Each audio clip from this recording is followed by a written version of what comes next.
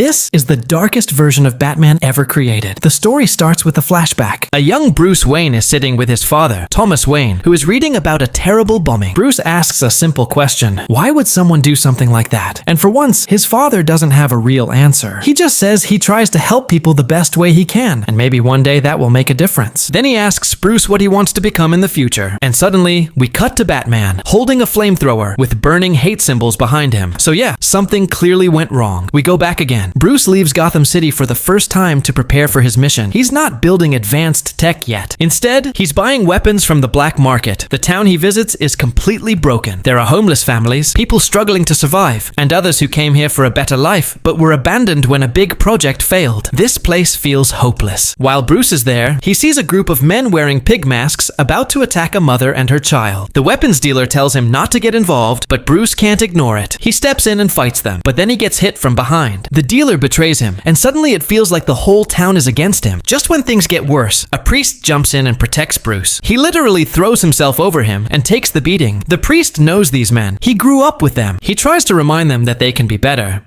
but they still hurt him badly. Then we meet the leader of the group, a man named DJ. He's been spreading hate and slowly turning people into violent followers. The priest explains that DJ came into town and poisoned everyone's minds, giving them someone to blame and someone to hate. Now they're planning something even worse. That same night, they want to attack the entire camp.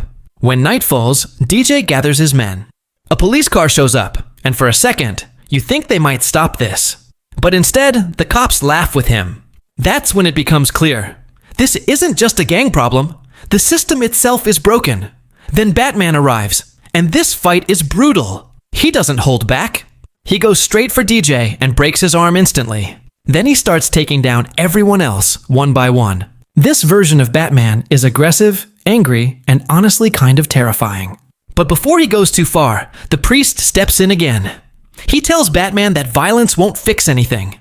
He admits he doesn't have all the answers, but he knows killing isn't the way. This moment matters, because this is where Batman starts to understand his limits. This is where his no-kill rule begins to take shape. Batman keeps going. He finds a massive industrial machine and turns it into his first version of the Batmobile. He drives straight through the enemy lines, and when that's not enough, he even uses a flamethrower. So, yeah, he won't kill, but he's willing to go very far. After everything is over, Batman realizes something important. The priest actually knew his father. They once stood for the same ideas. And now Batman starts to wonder, would his father be proud of him or disappointed? That thought hits him hard, and for a moment, he breaks down.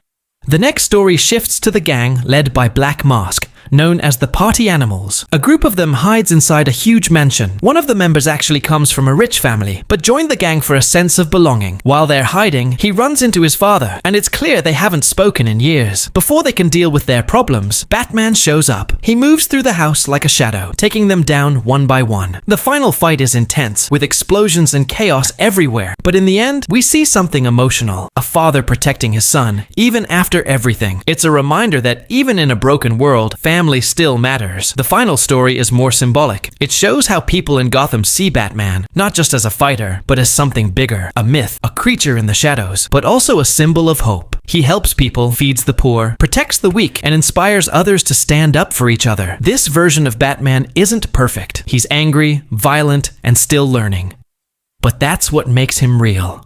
Because before Batman became a symbol of justice, he had to face the darkness inside himself.